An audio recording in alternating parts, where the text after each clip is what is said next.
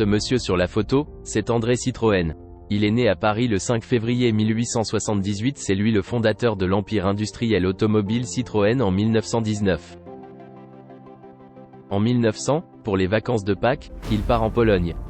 Il découvre dans une petite firme mécanique, un procédé d'engrenage à double chevron aux dents taillées en V. Il propose donc d'acheter le brevet d'exploitation.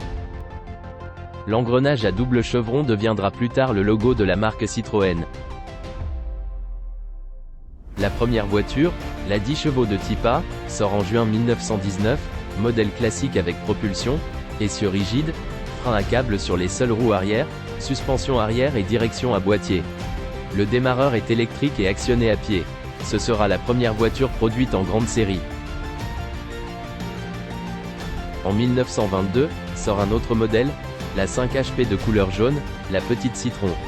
La carrosserie légère était constituée d'une structure en bois, sur laquelle les tôles de carrosserie étaient clouées. L'appellation commerciale, 5 HP, devint 5 CV, en fin 1925, à l'occasion du changement du mode de calcul de la puissance des moteurs, passage de horsepower à chevaux vapeur. En octobre 1934 sort la traction avant de type 7. Une voiture très innovante avec des roues avant motrices, un moteur flottant, la carrosserie en acier, une boîte de vitesse automatique.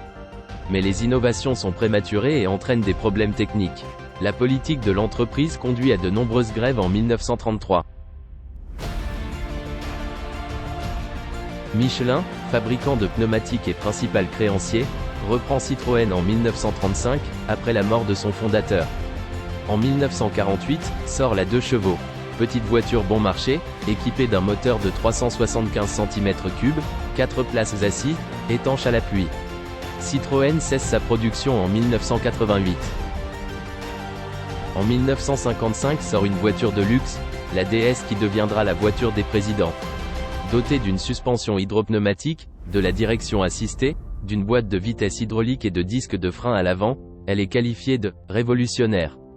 Le 22 août 1962, Charles de Gaulle est victime d'un attentat à bord d'une Citroën DS-19. La survie du général est due en grande partie aux atouts techniques du véhicule. Les 16 et 17 octobre 1973, l'OPEP décide d'augmenter unilatéralement de 70% le prix du baril de brut, et une réduction mensuelle de 5% de la production pétrolière, jusqu'à évacuation des territoires occupés, et reconnaissance des droits des Palestiniens. Citroën subit les conséquences du choc pétrolier de 1973, et déclare faillite l'année suivante, 40 ans après la première liquidation. La société Citroën est rachetée par Peugeot S.A. en 1976 sur demande du gouvernement français. Malgré tout, la marque se maintient et innove toujours.